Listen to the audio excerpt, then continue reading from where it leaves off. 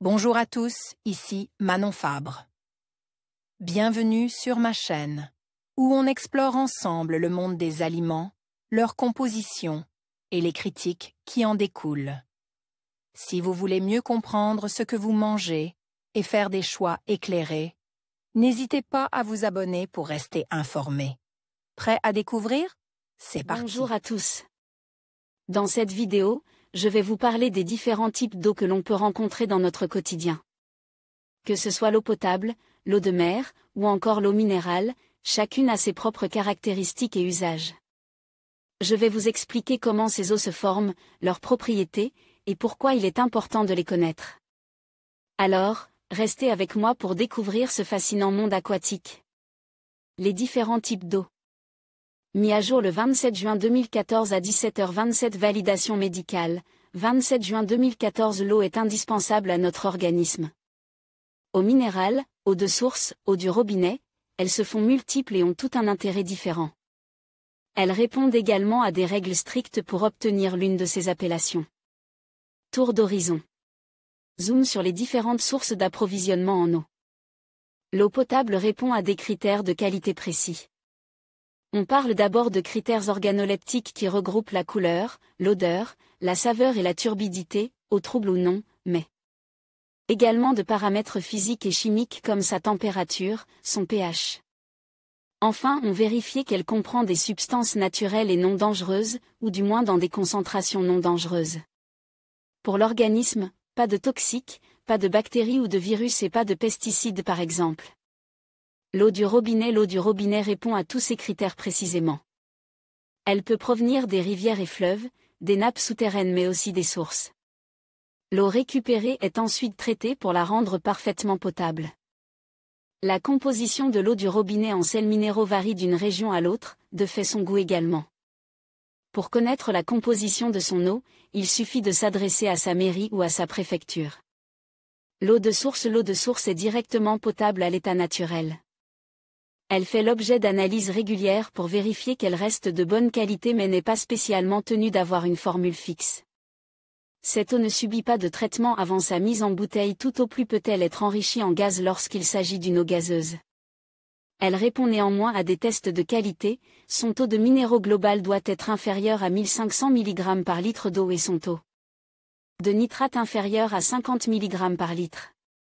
Si l'eau répond à un certain nombre de critères et notamment qu'elle contient moins de 15 mg par litre de nitrate, elle peut alors comporter la mention « convient pour l'alimentation des nourrissons ». Dernière obligation légale, l'eau de source ne doit pas entretenir de confusion avec une eau minérale naturelle. Cela sous-entend qu'elle ne peut pas revendiquer d'effets favorables sur la santé, qu'elle ne doit pas utiliser d'expression contenant le mot minéral ou ses dérives et enfin qu'elle ne doit mettre en avant aucun élément relatif à sa composition. L'eau minérale naturelle lorsqu'une eau jaillit naturellement au cours de la nature et qu'elle est consommable sans aucune modification. Elle peut bénéficier de l'appellation eau minérale naturelle. Les eaux minérales naturelles sont caractérisées par leur pureté originelle, leur source unique tenue à l'abri de tout risque de pollution, et leur composition minérale constante. Contrairement à l'eau de robinet et à l'eau de source, les teneurs en minéraux ne sont pas limitées et c'est ce qui peut leur conférer des vertus santé.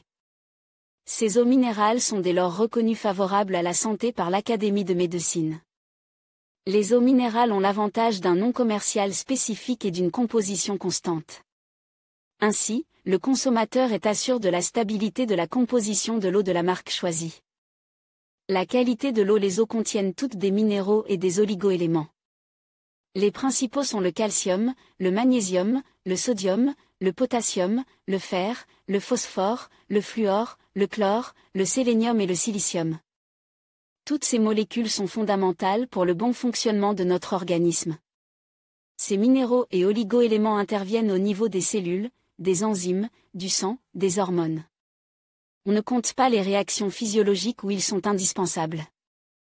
Et lorsque l'on sait qu'ils représentent 4% de notre poids corporel, on imagine bien leur utilité. Toutes les eaux ne sont pas équivalentes. On distingue 3 groupes d'eau, classifiés en pesant le résidu sec après évaporation. Les eaux faiblement minéralisées ont un résidu sec qui doit peser moins de 500 mg par litre d'eau. Les eaux moyennement minéralisées ont un résidu sec qui doit peser entre 500 et 1500 mg par litre d'eau.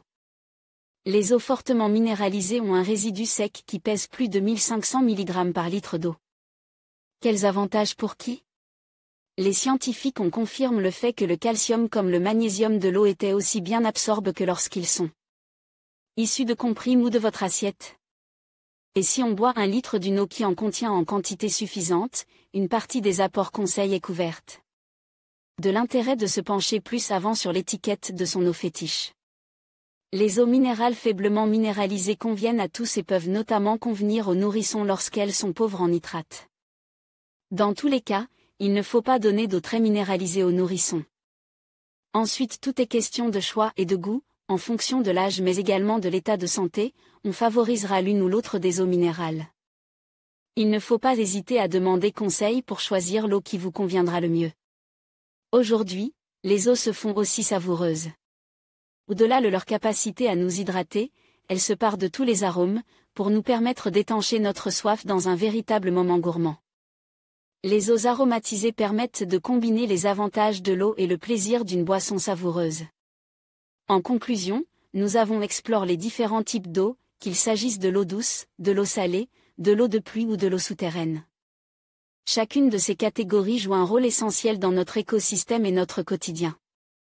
Comprendre ces distinctions nous permet de mieux apprécier les ressources en eau et de les préserver pour les générations futures.